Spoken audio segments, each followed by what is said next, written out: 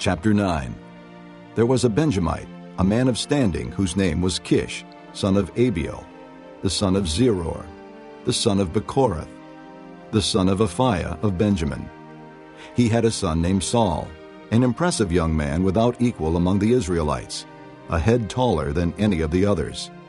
Now the donkeys belonging to Saul's father Kish were lost, and Kish said to his son Saul, "Take one of the servants with you, and go and look for the donkeys." So he passed through the hill country of Ephraim, and through the area around Shalisha, but they did not find them. They went on into the district of Shaalim, but the donkeys were not there. Then he passed through the territory of Benjamin, but they did not find them. When they reached the district of Zuph, Saul said to the servant who was with him, "Come, let's go back, or my father will stop thinking about the donkeys and start worrying about us." But the servant replied, "Look, in this town there is a man of God. He is highly respected, and everything he says comes true. Let's go there now. Perhaps he will tell us what way to take." Saul said to his servant, "If we go, what can we give the man? The food in our sacks is gone. We have no gift to take to the man of God. What do we have?" The servant answered him again. "Look," he said, "I have a quarter of a shekel of silver. I will give it to the man of God, so that he will tell us what way to take." Formerly in Israel, if a man went to inquire of God, he would say, "Come, let us go to the seer," because the prophet of today used to be called a seer. "Good," Saul said to his servant. "Come, let's go." So they set out for the town where the man of God was. As they were going up the hill to the town, they met some girls coming out to draw water. And they asked them, "Is the seer here?" "He is," they answered. "He's ahead of you. Hurry now, he has just come to our town today, for the people have a sacrifice at the high place. As soon as you enter the town, you will find him before he goes up to the high place to eat. The people will not begin eating until he comes, because he must bless the sacrifice. Afterward, those who are invited will eat. Go up now, you should find him about this time." They went up to the town, and as they were entering it, there was Samuel, coming toward them on his way up to the high place. Now the day before Saul came, the Lord had revealed this to Samuel. "About this time tomorrow, I will send you a man from the land of Benjamin. Anoint him leader over my people Israel. He will deliver my people from the hand of the Philistines. I have looked upon my people, for their cry has reached me." When Samuel caught sight of Saul, the Lord said to him, "This is the man I spoke to you about. He will govern my people." Saul approached Samuel in the gateway and asked, "Would you please tell me where the seer's house is?" "I am the seer," Samuel replied. "Go up ahead of me to the high place, for today you are to eat with me. And in the morning I will let you go and will tell you all that is in your heart. As for the donkeys you lost 3 days ago, do not worry about them. They have been found.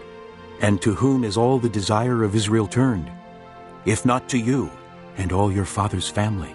Saul answered, "But am I not a Benjamite from the smallest tribe of Israel? And is not my clan the least of all the clans of the tribe of Benjamin? Why do you say such a thing to me?" Then Samuel brought Saul and his servant into the hall and seated them at the head of those who were invited, about 30 in number.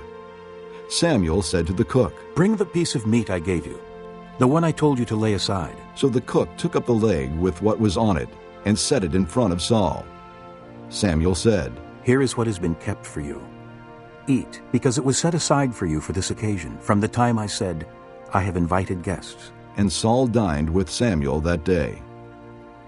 After they came down from the high place to the town, Samuel talked with Saul on the roof of his house. They rose about daybreak, and Samuel called to Saul on the roof, "Get ready, and I will send you on your way." When Saul got ready, he and Samuel went outside together. As they were going down to the edge of the town, Samuel said to Saul, "Tell the servant to go on ahead of us." And the servant did so. "But you stay here a while, so that I may give you a message from God." Chapter 10.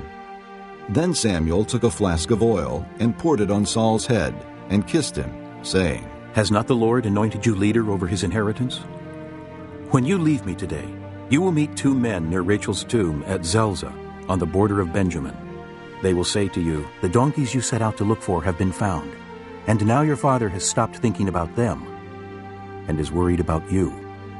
He is asking, "What shall I do about my son?" Then you will go on from there until you reach the great tree of Tabor.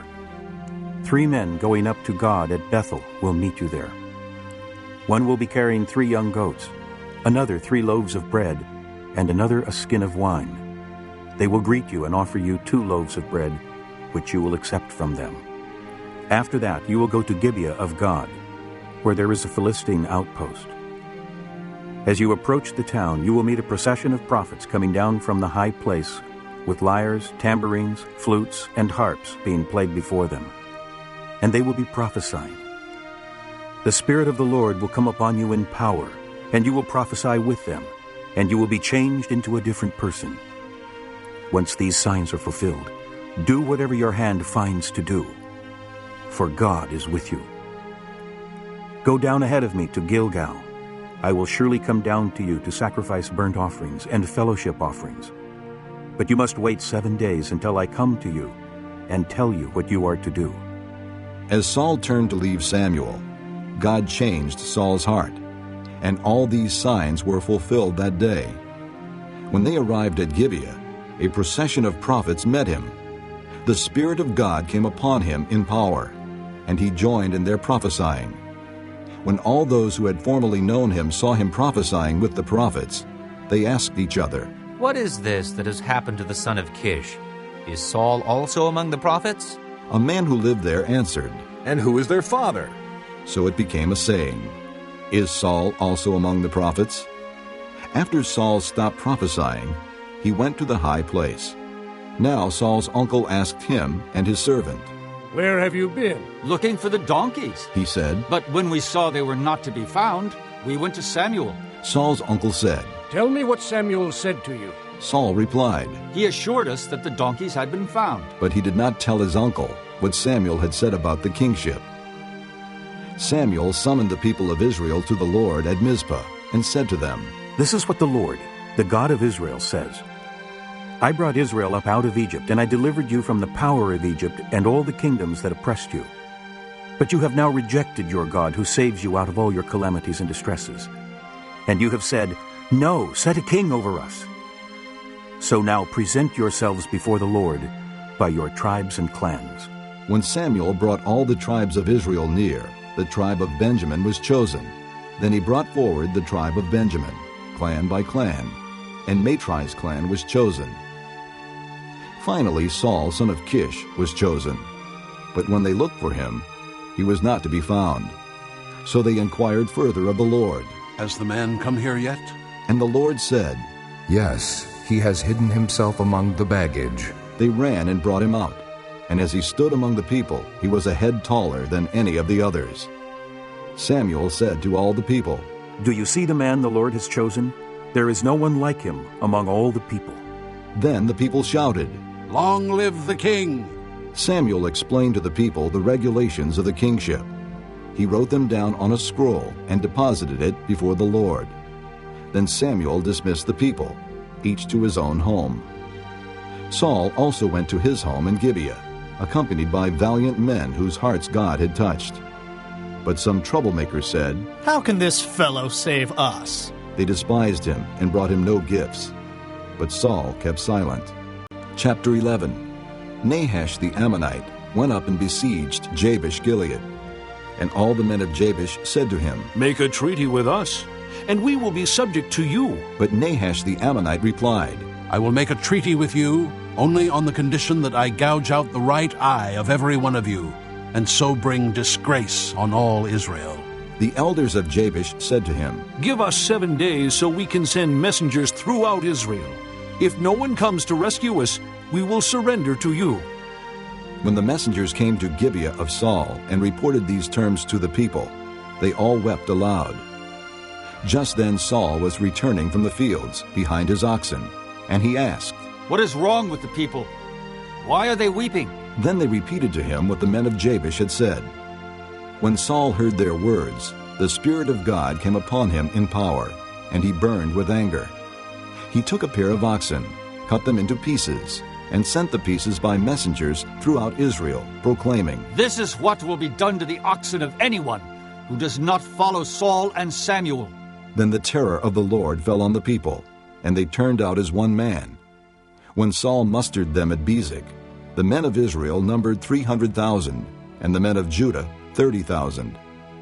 They told the messengers who had come, "Say to the men of Jabesh Gilead, by the time the sun is hot tomorrow, you will be delivered." When the messengers went and reported this to the men of Jabesh, they were elated. They said to the Ammonites, "Tomorrow we will surrender to you, and you can do to us whatever seems good to you." The next day, Saul separated his men into 3 divisions. During the last watch of the night, they broke into the camp of the Ammonites and slaughtered them until the heat of the day. Those who survived were scattered, so that no 2 of them were left together. The people then said to Samuel, "Who was it that asked, 'Shall Saul reign over us?' Bring these men to us, and we will put them to death." But Saul said, "No one shall be put to death today, for this day the Lord has rescued Israel." Then Samuel said to the people, "Come, let us go to Gilgal, and there reaffirm the kingship." So all the people went to Gilgal and confirmed Saul as king in the presence of the Lord. There they sacrificed fellowship offerings before the Lord, and Saul and all the Israelites held a great celebration. Chapter 12. Samuel said to all Israel, "I have listened to everything you said to me, and have set a king over you. Now you have a king as your leader. As for me, I am old and gray, and my sons are here with you. I have been your leader from my youth until this day. Here I stand. Testify against me in the presence of the Lord and his anointed. Whose ox have I taken? Whose donkey have I taken? Whom have I cheated? Whom have I oppressed? From whose hand have I accepted a bribe to make me shut my eyes? If I have done any of these, I will make it right." "You have not cheated or oppressed us," they replied. "You have not taken anything from anyone's hand." Samuel said to them, "The Lord is witness against you, and also his anointed is witness this day, that you have not found anything in my hand." "He is witness," they said. Then Samuel said to the people, "It is the Lord who appointed Moses and Aaron, and brought your forefathers up out of Egypt. Now then, stand here, because I am going to confront you with evidence before the Lord as to all the righteous acts performed by the Lord for you and your fathers." After Jacob entered Egypt, they cried to the Lord for help, and the Lord sent Moses and Aaron, who brought your forefathers out of Egypt and settled them in this place. But they forgot the Lord their God. So he sold them into the hand of Sisera, the commander of the army of Hazor, and into the hands of the Philistines, and the king of Moab, who fought against them.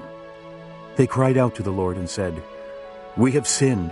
We have forsaken the Lord and served the Baals and the Ashtoreths. But now, deliver us from the hands of our enemies, and we will serve you." Then the Lord sent Jerubbaal, Barak, Jephthah, and Samuel, and he delivered you from the hands of your enemies on every side, so that you lived securely. But when you saw that Nahash, king of the Ammonites, was moving against you, you said to me, "No, we want a king to rule over us, even though the Lord your God was your king. Now here is the king you have chosen, the one you asked for. See, the Lord has set a king over you. If you fear the Lord and serve and obey him, and do not rebel against his commands, and if both you and the king who reigns over you follow the Lord your God, good. But if you do not obey the Lord, and if you rebel against his commands, his hand will be against you, as it was against your fathers. Now then, stand still and see this great thing the Lord is about to do before your eyes. Is it not wheat harvest now? I will call upon the Lord to send thunder and rain, and you will realize what an evil thing you did in the eyes of the Lord when you asked for a king." Then Samuel called upon the Lord, and that same day the Lord sent thunder and rain.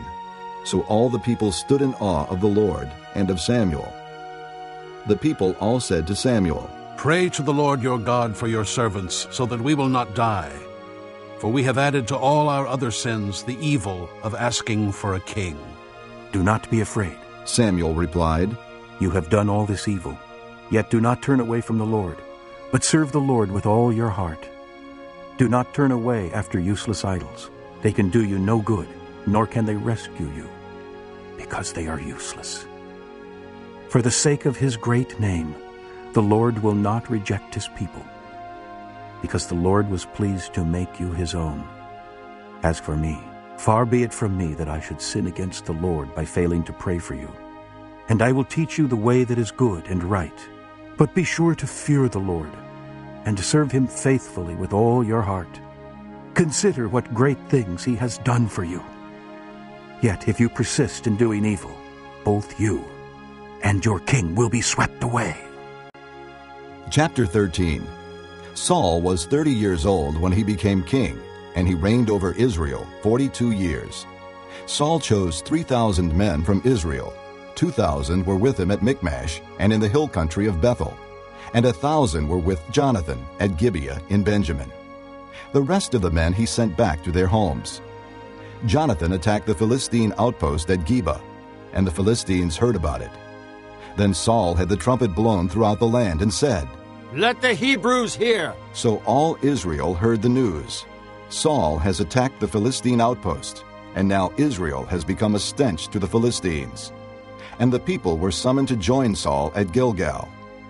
The Philistines assembled to fight Israel, with 3,000 chariots, 6,000 charioteers, and soldiers as numerous as the sand on the seashore. They went up and camped at Michmash, east of Bethaven. When the men of Israel saw that their situation was critical and that their army was hard-pressed, they hid in caves and thickets, among the rocks, and in pits and cisterns. Some Hebrews even crossed the Jordan to the land of Gad and Gilead. Saul remained at Gilgal, and all the troops with him were quaking with fear. He waited 7 days, the time set by Samuel. But Samuel did not come to Gilgal, and Saul's men began to scatter. So he said, "Bring me the burnt offering and the fellowship offerings." And Saul offered up the burnt offering. Just as he finished making the offering, Samuel arrived, and Saul went out to greet him. "What have you done?" asked Samuel. Saul replied, "When I saw that the men were scattering, and that you did not come at the set time, and that the Philistines were assembling at Michmash, I thought, now the Philistines will come down against me at Gilgal, and I have not sought the Lord's favor. So I felt compelled to offer the burnt offering." "You acted foolishly," Samuel said. "You have not kept the command the Lord your God gave you. If you had, he would have established your kingdom over Israel for all time. But now your kingdom will not endure. The Lord has sought out a man after his own heart and appointed him leader of his people, because you have not kept the Lord's command." Then Samuel left Gilgal and went up to Gibeah in Benjamin, and Saul counted the men who were with him. They numbered about 600. Saul and his son Jonathan and the men with them were staying in Gibeah in Benjamin, while the Philistines camped at Michmash. Raiding parties went out from the Philistine camp in 3 detachments. One turned toward Ophrah in the vicinity of Shul, another toward Beth-horon, and the third toward the borderland overlooking the valley of Zeboim, facing the desert.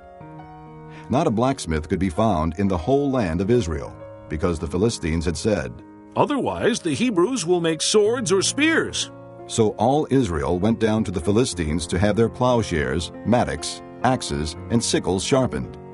The price was 2/3 of a shekel for sharpening plowshares and mattocks, and 1/3 of a shekel for sharpening forks and axes and for repointing goads.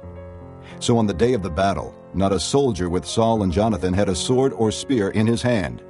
Only Saul and his son Jonathan had them. Now a detachment of Philistines had gone out to the pass at Michmash. Chapter 14. One day Jonathan, son of Saul, said to the young man bearing his armor, "Come, let's go over to the Philistine outpost on the other side." But he did not tell his father. Saul was staying on the outskirts of Gibeah under a pomegranate tree in Migron. With him were about 600 men, among whom was Ahijah, who was wearing an ephod. He was a son of Ichabod's brother Ahitub, son of Phinehas, the son of Eli, the Lord's priest in Shiloh. No one was aware that Jonathan had left. On each side of the pass that Jonathan intended to cross to reach the Philistine outpost was a cliff. One was called Bozez, and the other Sina. One cliff stood to the north toward Michmash, the other to the south toward Geba. Jonathan said to his young armor-bearer, "Come, let's go over to the outpost of those uncircumcised fellows." Perhaps the Lord will act in our behalf. Nothing can hinder the Lord from saving, whether by many or by few. Do all that you have in mind, his armor-bearer said. Go ahead. I am with you, heart and soul. Jonathan said, Come then. We will cross over toward the men and let them see us.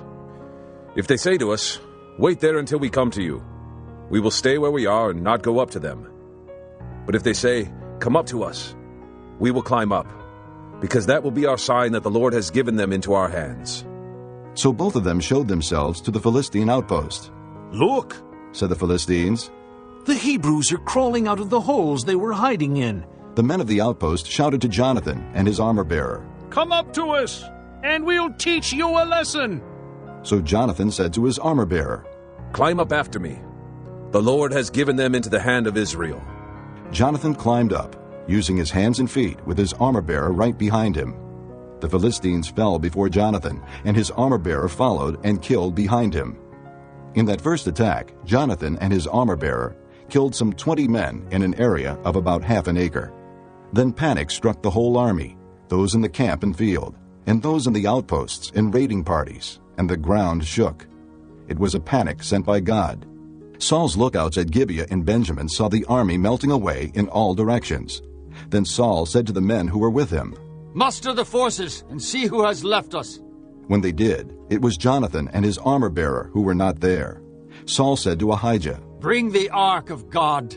At that time it was with the Israelites. While Saul was talking to the priest, the tumult in the Philistine camp increased more and more. So Saul said to the priest, Withdraw your hand.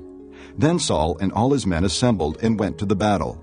They found the Philistines in total confusion, striking each other with their swords. Those Hebrews who had previously been with the Philistines and had gone up with them to their camp went over to the Israelites who were with Saul and Jonathan. When all the Israelites who had hidden in the hill country of Ephraim heard that the Philistines were on the run, they joined the battle in hot pursuit. So the Lord rescued Israel that day, and the battle moved on beyond Bethaven. Now the men of Israel were in distress that day, because Saul had bound the people under an oath, saying, Cursed be any man who eats food before evening comes, before I have avenged myself on my enemies. So none of the troops tasted food. The entire army entered the woods, and there was honey on the ground. When they went into the woods, they saw the honey oozing out, yet no one put his hand to his mouth, because they feared the oath. But Jonathan had not heard that his father had bound the people with the oath. So he reached out the end of the staff that was in his hand and dipped it into the honeycomb. He raised his hand to his mouth, and his eyes brightened. Then one of the soldiers told him, Your father bound the army under a strict oath, saying, Cursed be any man who eats food today. That is why the men are faint. Jonathan said, My father has made trouble for the country. See how my eyes brightened when I tasted a little of this honey. How much better it would have been if the men had eaten today some of the plunder they took from their enemies. Would not the slaughter of the Philistines have been even greater? That day, after the Israelites had struck down the Philistines from Michmash to Ajalon, they were exhausted. They pounced on the plunder, and taking sheep, cattle, and calves, they butchered them on the ground and ate them, together with the blood. Then someone said to Saul, Look, the men are sinning against the Lord by eating meat that has blood in it. You have broken faith, he said. Roll a large stone over here at once. Then he said, Go out among the men and tell them, Each of you bring me your cattle and sheep, and slaughter them here and eat them. Do not sin against the Lord by eating meat with blood still in it. So everyone brought his ox that night and slaughtered it there. Then Saul built an altar to the Lord. It was the first time he had done this. Saul said, Let us go down after the Philistines by night, and plunder them till dawn, and let us not leave one of them alive. Do whatever seems best to you, they replied. But the priest said, Let us inquire of God here. So Saul asked God, Shall I go down after the Philistines? Will you give them into Israel's hand? But God did not answer him that day. Saul therefore said, Come here, all you who are leaders of the army, and let us find out what sin has been committed today. As surely as the Lord who rescues Israel lives, even if it lies with my son Jonathan, he must die. But not one of the men said a word. Saul then said to all the Israelites, You stand over there. I and Jonathan my son will stand over here. Do what seems best to you, the men replied. Then Saul prayed to the Lord, the God of Israel. Give me the right answer. And Jonathan and Saul were taken by lot, and the men were cleared. Saul said, Cast the lot between me and Jonathan my son. And Jonathan was taken.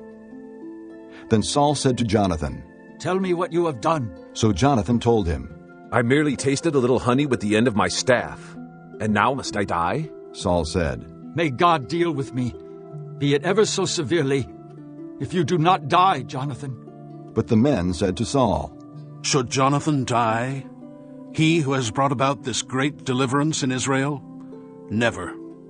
As surely as the Lord lives, not a hair of his head will fall to the ground, for he did this today with God's help. So the men rescued Jonathan, and he was not put to death. Then Saul stopped pursuing the Philistines, and they withdrew to their own land. After Saul had assumed rule over Israel, he fought against their enemies on every side: Moab, the Ammonites, Edom, the kings of Zobah, and the Philistines. Wherever he turned, he inflicted punishment on them. He fought valiantly and defeated the Amalekites, delivering Israel from the hands of those who had plundered them. Saul's sons were Jonathan, Ishvi, and Malchishua. The name of his older daughter was Merab, and that of the younger was Michal. His wife's name was Ahinoam, daughter of Ahimaaz. The name of the commander of Saul's army was Abner, son of Ner, and Ner was Saul's uncle. Saul's father Kish and Abner's father Ner were sons of Abiel. All the days of Saul there was bitter war with the Philistines, and whenever Saul saw a mighty or brave man, he took him into his service. Chapter 15. Samuel said to Saul, I am the one the Lord sent to anoint you king over his people Israel. So listen now to the message from the Lord. This is what the Lord Almighty says. I will punish the Amalekites for what they did to Israel when they waylaid them as they came up from Egypt. Now go, attack the Amalekites and totally destroy everything that belongs to them. Do not spare them. Put to death men and women, children and infants, cattle and sheep, camels and donkeys. So Saul summoned the men and mustered them at Telaim, 200,000 foot soldiers and 10,000 men from Judah. Saul went to the city of Amalek and set an ambush in the ravine. Then he said to the Kenites, Go away, leave the Amalekites, so that I do not destroy you along with them. For you showed kindness to all the Israelites when they came up out of Egypt. So the Kenites moved away from the Amalekites. Then Saul attacked the Amalekites all the way from Havilah to Shur, to the east of Egypt. He took Agag, king of the Amalekites, alive, and all his people he totally destroyed with the sword. But Saul and the army spared Agag and the best of the sheep and cattle, the fat calves and lambs, everything that was good. These they were unwilling to destroy completely, but everything that was despised and weak they totally destroyed. Then the word of the Lord came to Samuel. I am grieved that I have made Saul king, because he has turned away from me and has not carried out my instructions. Samuel was troubled, and he cried out to the Lord all that night. Early in the morning Samuel got up and went to meet Saul, but he was told, Saul has gone to Carmel. There he has set up a monument in his own honor, and has turned and gone on down to Gilgal. When Samuel reached him, Saul said, The Lord bless you. I have carried out the Lord's instructions. But Samuel said, What then is this bleating of sheep in my ears? What is this lowing of cattle that I hear? Saul answered, The soldiers brought them from the Amalekites. They spared the best of the sheep and cattle to sacrifice to the Lord your God, but we totally destroyed the rest. Stop, Samuel said to Saul. Let me tell you what the Lord said to me last night. Tell me. Saul replied. Samuel said, Although you were once small in your own eyes, did you not become the head of the tribes of Israel? The Lord anointed you king over Israel, and he sent you on a mission, saying, Go and completely destroy those wicked people, the Amalekites. Make war on them until you have wiped them out. Why did you not obey the Lord? Why did you pounce on the plunder and do evil in the eyes of the Lord? But I did obey the Lord, Saul said. I went on the mission the Lord assigned to me. I completely destroyed the Amalekites and brought back Agag, their king. The soldiers took sheep and cattle from the plunder, the best of what was devoted to God, in order to sacrifice them to the Lord your God at Gilgal. But Samuel replied, Does the Lord delight in burnt offerings and sacrifices as much as in obeying the voice of the Lord? To obey is better than sacrifice, and to heed is better than the fat of rams. For rebellion is like the sin of divination, and arrogance like the evil of idolatry. Because you have rejected the word of the Lord, he has rejected you as king. Then Saul said to Samuel, I have sinned. I violated the Lord's command and your instructions. I was afraid of the people, and so I gave in to them. Now I beg you, forgive my sin, and come back with me, so that I may worship the Lord. But Samuel said to him, I will not go back with you. You have rejected the word of the Lord, and the Lord has rejected you as king over Israel. As Samuel turned to leave, Saul caught hold of the hem of his robe, and it tore. Samuel said to him, The Lord has torn the kingdom of Israel from you today, and has given it to one of your neighbors, to one better than you. He who is the glory of Israel does not lie or change his mind, for he is not a man that he should change his mind. Saul replied, I have sinned, but please honor me before the elders of my people and before Israel. Come back with me, so that I may worship the Lord your God. So Samuel went back with Saul, and Saul worshipped the Lord. Then Samuel said, Bring me Agag, king of the Amalekites. Agag came to him confidently, thinking, Surely the bitterness of death is past. But Samuel said, As your sword has made women childless, so will your mother be childless among women. And Samuel put Agag to death before the Lord at Gilgal. Then Samuel left for Ramah, but Saul went up to his home in Gibeah of Saul. Until the day Samuel died, he did not go to see Saul again, though Samuel mourned for him. And the Lord was grieved that he had made Saul king over Israel.